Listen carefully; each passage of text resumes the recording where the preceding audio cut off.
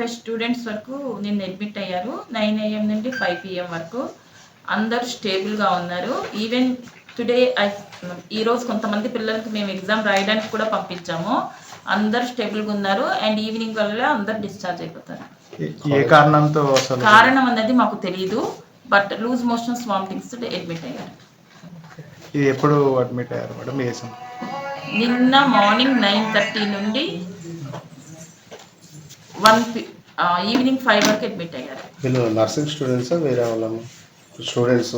అందరూ nursing students అందరు total. ఇప్పుడు ఇంకా ఎంతమంది డిశ్చార్జ్ చేయాలి మేడం? ఆల్మోస్ట్ అందరికి ఈవినింగ్ వరకు డిశ్చార్జ్ చేస్తున్నాం. అంటే టోటల్ అందరూ స్టేబుల్గా ఉంది. అందరూ స్టేబుల్గా ఉన్నారు కాబట్టి వాళ్ళు వెళ్ళిపోవచ్చు. ఈవెన్ మార్నింగ్ 6 members ఎగ్జామ్ కూడా రాయడానికి వెళ్ళారు. For more videos like this, subscribe Big TV channel.